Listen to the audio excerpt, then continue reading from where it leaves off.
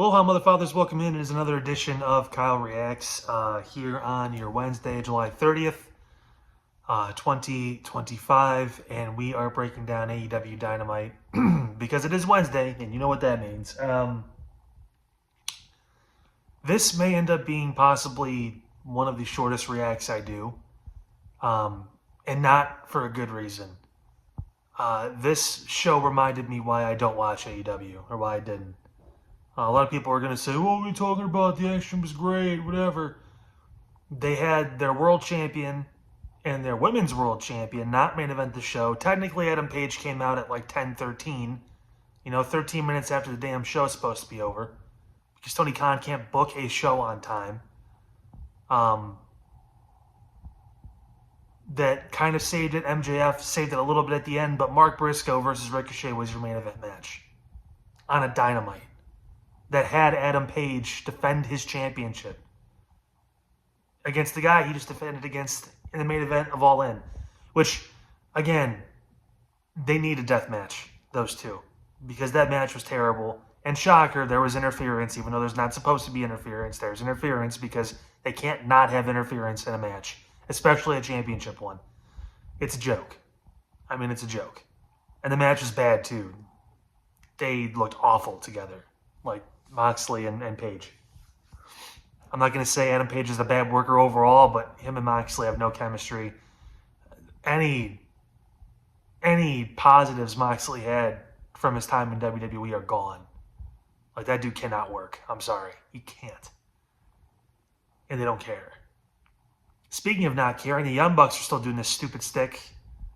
All of a sudden, the company's supposed to forget that they founded it, which is, again, a dumb storyline with a tag team no one gives a shit about. I don't understand that. Still blown away by the fact that, again, Athena and Toni Storm, the two, biggest female superstars, besides maybe Mercedes because of just her name, weren't in the main event. They started the World Championship match at 8:45. Like, what are we doing? Like, the show was awful for booking purposes. It was so bad. And the cherry on top of it all is they're already pulling the plug on this MJF hurt syndicate story. Didn't even get a chance to win the championship. Didn't even get to properly build a feud with Bobby. That would have been fun. Now it's a footnote. And MVP and Bobby Lashley weren't even a part of it. And I love Shelton, but it's bad storytelling. It's bad writing. For all of a sudden now, oh, it's a fake watch, and like okay, like what was the point? What was the point for a couple weeks? I mean, they didn't help him win the championship. He got a contract to have a championship match that everyone apparently is so seemingly scared to use because they're afraid if they use it, it's going to appear too much like the Money in the Bank briefcase. So, what the fuck are we doing?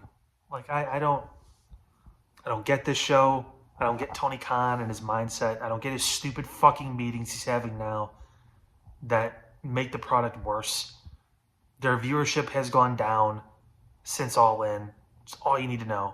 They told their biggest story, and they're not capitalizing on Swerve and Hangman anymore, other than a cheap reference here and there, when that is the story that they could still tell, that they could always go back to, if told properly.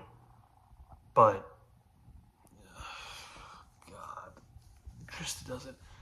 The only real bright spot for me was Darby, with the crazy jump off the fucking side of the Playhouse Square thing. I know it's in Chicago, but like the balcony, that was the only thing that I was like, oh shit, okay, cool.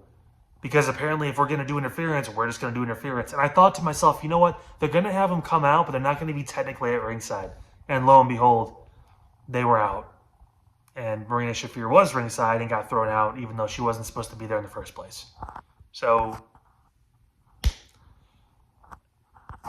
I don't know. I'm speechless. This is probably the worst episode of Dynamite I've watched since we started doing these reacts. And me and Anthony are going to have a very, very important discussion tomorrow night when we record our podcast as far as if I will watch these further. I may put them on him and I may watch the other shows, but I don't know, because this was tough. And I feel like I wasted over 2 hours by night because it has to be a 2 hour and 15-minute show, right, Tony? That's it. Kyle Reacts done. Back on Friday. It is the last show before SummerSlam. Going to be a fun weekend, of course. We'll have all that breaking down. And don't forget also Friday to the full episode. Hopefully, let's knock on wood and hope Hulk Hogan doesn't knock out our power again. But hopefully a full episode previewing SummerSlam.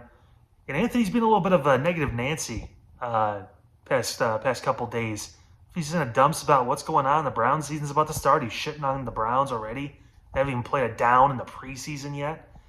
And he's not too hot on wrestling right now. So we're going to talk a little bit about that, of course, Friday. So make sure you guys stay tuned for the full episode of the Side Hustle Wrestling Podcast. Again, I will see you Friday night here on Kyle Reacts for the Friday Night SmackDown before SummerSlam. Until then, try to have a good rest of your night. I'm going to try to, but man, that sucked ass. I'll see you Friday.